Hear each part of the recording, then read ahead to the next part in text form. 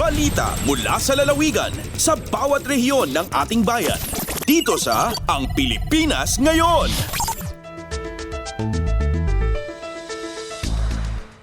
Narito na ang bugso ng ating mga regional news. Dumako muna tayo sa rehiyon ng Luzon. Mahigit 5,000 kilo ng basura na kolekta sa simultaneous clean-up activities sa Region 2. Narito ang buong balita na ihahatid sa atin ni April Racho mula sa Tuguegarao. Nasurok 5,000 a kilo dagiti na duma-duma a klase ti basura tinaornong iti agigidan a clean-up activity idi Biyernes iti entero Region 2. Iti panangidaulo ti Department of Environment and Natural Resources wenno DNR Region 2 nga idadauluan ni Regional Executive Director Gwendolyn Bambalan pakabuklan a 4,890 nga individual iti entero rehiyon ti nagtitinulong tapno agdalos iti masakupan da iti panangigaed a maksayan ti environmental impact ti basura. Iti daytoy a panagtitinulong ket na ornong ti 5,661.29 kilograms ti recyclable, non-recyclable ken hazardous wastes. Ti aktibidad apaso ti celebration ti National Zero Waste Month ti tanga Enero ket nakipasutan ti adung environmental stakeholders, manipud municipal ken barangay local government units ken iti national government agencies karaman, ti law enforcement institutions, non-government organizations, civil society organizations, commercial establishments ken akadid. Manupod Tuguegarao City dayti ni April sa Lucon Racho para iti Radyo Pilipinas World Service. Balita mula sa lalawigan sa bawat rehiyon ng ating bayan. Dito sa Ang Pilipinas Ngayon. Inyong napakinggan ang ulat ni April Racho mula sa Tuguegarao. Dakuy naman natin ang Baguio City, 72 lugar sa Baguio City, benepisyaryo ng libreng Wi-Fi access. Ang kabuang ulat ihahatid naman sa atin ni Jong Munar. Agdago 72 lugar dito syudad ti Baguio iti naipaayanan iti free Wi-Fi for all babayan iti Department of Information and Communications Technology. Nagitinaso nga Wi-Fi access points kat naikonektar wenno naikaykaysa iti DICT Regional Government Network. Tapno makakonektar kat birukan lang iti free Wi-Fi for all iti Wi-Fi saanan nga masapol iti password. Nagiti lugar nga daanan iti libre nga Wi-Fi kat pakabailangan iti Baguio Public Market, Melvin Jones Grandstand, Harrison Road, Melvin Jones, Burnham Park, Wright Park, Mirador Hill, Eco Tourism Park, Camp Chaney, Sunshine Park, Vines View Park, Botanical Garden, Session Road, Post Office Loop Park, and Cannon Road Viewpoint. Nailawlawag at tinaso nga libre nga Wi-Fi access ket paset iti partnership iti city government ken kadagiti opisina ti nasyonal a gobyerno kas parang suporta iti smart city ken kastamat iti inisyatibo para iti full digital transformation iti city government. Manipod Radyo Pilipinas Baguio, Jong Munar nang ipadamag para iti Radyo Pilipinas World Service. Balita mula sa lalawigan sa bawat rehiyon ng ating bayan. Dito sa Ang Pilipinas Ngayon.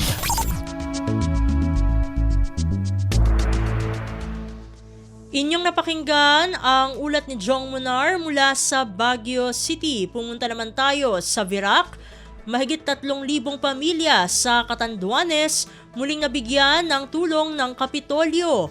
Narito si Juris de la Rosa para sa balita.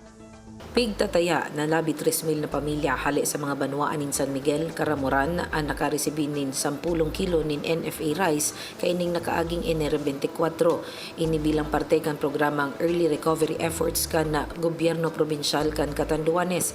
Sa irarom kan nasabing lakdang 2,197 na pamilya hali sa 7 nga barangay nin Caramoran, asin 974 na pamilya hali sa 4 na barangay nin San Miguel ang nakinabang hali sa pananaong ini nin bagas. Sigon sa lokal na gobyerno, sarong aldaw bago ini, nagtauman sindanin parehong kantidad ning baga sa mga banwanin pangganiban bilang parte pa din ng padagos na programa ng tabang sa mga naapektaran ng kalamidad. Ang nasabing early recovery response, piglalauman na mapadago sa mga masunod na aldaw para matabangan ang mga pamilyang lubos na apektado ng mga kalamidad para mapabilis ang sa indang pagpangon. Alivera Catanduanes, Juris de la Rosa para sa Radyo Pilipinas World Service. Balita mula sa lalawigan sa bawat rehiyon ng ating bayan. Dito sa Ang Pilipinas Ngayon. Inyong napakinggan ang ulat ni Juris de la Rosa mula sa Virac. Dumako na tayo ngayon sa rehiyon ng Kabisayaan. Tara basa tutoring program palalawigin sa Lapu-Lapu City, Cebu. Atin naman pakinggan ang balita ni Jessa Agua Ilanan mula sa Cebu.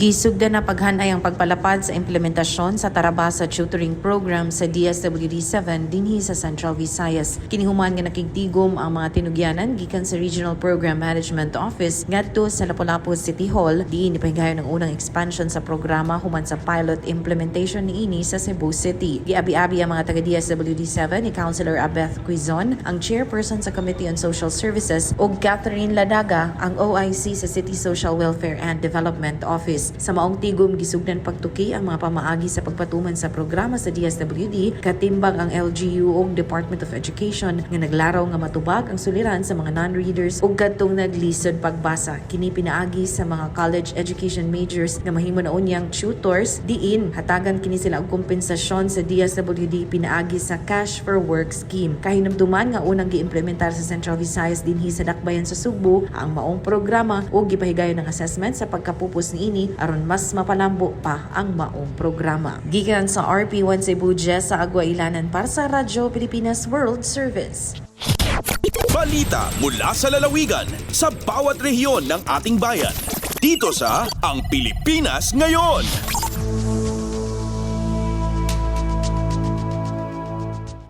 Inyong napakinggan ang ulat ni Jessa Agua Ilanan mula sa Cebu. Dadako naman tayo sa Iloilo. Dinagyang Festival magtatanghal sa New Zealand at Japan. Pakinggan ang kabuang ulat na ihahatid naman sa atin ni Emmy Santiagudo. Hindi lang sa syudad sa Iloilo masaksihan ang maninuagon nga dinagyang festival, kundi pati na sa iban nga parte sang kalibutan. Ginanunsyo ni Alan Ryan Tan, presidente sang Iloilo Festivals Foundation Incorporated, nga pagdalo nila ang dinagyang festival sa Auckland, New Zealand, kag sa Osaka, Japan, agod didto mag-perform. Suno kay Tan, nagabaton sila sang imbitasyon halin mismo sa mga nasambit nga lugar. Pinaagi sini ginalauman nga masaksihan sang mga banyaga kag OFWs, kag mapromote pa ang kultura sa mga Ilonggo sa iban pa nga parte sang kalibutan. Samtang nangin madinalagon naman ang ginhiwat nga dinagyang Festival 2025 kung sa diin siyam ka tribo ang nagpakita sang maniduagon nga kultura sa mga Ilonggos kag debosyon kay Senyor Santo Niño sa ginpatigayon nga dinagyang Tribes Competition sang Domingo. Ginkilala naman nga kampyon sang dinagyang Tribes Competition ang tribo paghidait sang La Paz National High School kag sila ang ginalauman nga ipadala sa New Zealand kag Japan. Nagikan sa Iloilo, Emero Santiagudo para sa Radyo Pilipinas World Service. Balita mula sa lalawigan sa bawat rehiyon ng ating bayan. Dito sa Ang Pilipinas Ngayon. Inyong napakinggan ang ulat ni Emmy Santiagudo mula sa Iloilo. Dumako na tayo sa rehiyon ng Mindanao. 13 benepisyaryo ng BRAP sa Butuan natanggap na ang kanilang mga birth certificate. Ang kabuang ulat ihahatid naman sa atin ni Dayanara Sumapad mula sa Butuan. Personal nga gitunol ni Undersecretary Claire Denise Mapa, National Statistician and Civil Registrar General, ang mga birth certificate ngadto sa 13 ka benepisyaryo sa Dakbayan sa Butuan ilong sa Birth Registration Assistance Project kon BRAP sa Conference Room 2 City Hall Building Bag-uhay lamang. Sa mensahe ni Yusek Mapa, gikalipay niini ang serbisyo nga gihatag sa City Civil Register Department sa syudad tungod sa mga inisyatibo o proyekto nga ilang gipatuman. Gibutyag ni Yusek Mapa nga as of 2020 anaa sa 96.3% sa populasyon sa tibok nasud ang nakabaton og birth certificate base sa ilang gipahigayon nga census. Og nakita niini nga aduna pa gihapoy 3 million ang wala pay mga birth certificate rason sa paghimo niining BRAP. Mapasalamaton usab si City Vice Mayor Lawrence Limal Fortun sa pagbisita ni Yusek Mapa sa syudad ug gipadayag niini kung unsa ka importante ang pagbaton sa birth certificate. Gani iyang gibutyag nga usa siya sa principal author sa Civil Registration Reform Bill tungod kay nakita niya nga daghan sa mga residente ang walay mga birth certificate. Gikan sa Radyo Pilipinas Butuan, Dayan Sumapad para sa Radyo Pilipinas World Service. Balita mula sa lalawigan sa bawat rehiyon ng ating bayan. Dito sa Ang Pilipinas Ngayon. Inyong napakinggan ang ulat ni Dayanara Sumapad mula sa Butuan. Puntahan naman natin ang Iligan.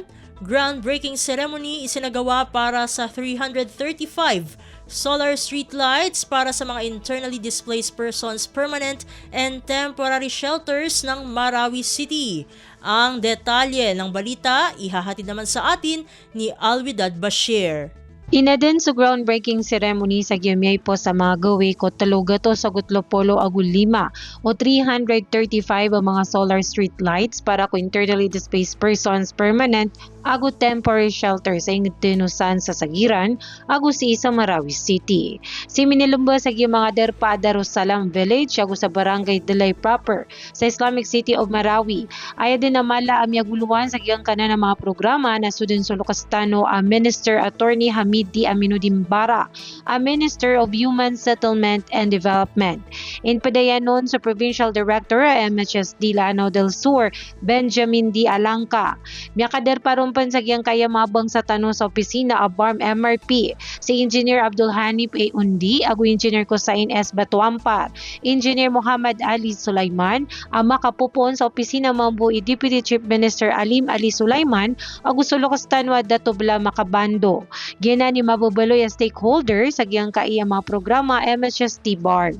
Ay malaanta pag giyang kaya project nakabagan sa safety ag visibility sa mga derpa na shelters ron o mga IDP stano. Badilabaw ron giragagawi kung mga lalanipsung kung mga derpairan. Isabuya kung mga la initiative o opisina ni Chief Minister Ahud B. Ibrahim kung ipugugupyan sa kapakatindag peruman o mga miyado akapagintaw mga IDPs ipong korago na 2017 Kumarawi Sage. Mula sa RP1 Iligan, Alwidad Bashir para sa Radyo Pilipinas World Service. Balita mula sa lalawigan sa bawat rehiyon ng ating bayan. Dito sa Ang Pilipinas Ngayon. At inyong napakinggan ang ulat ni Alwidad Bashir mula sa Iligan. Dito na nagtatapos ang ating regional news.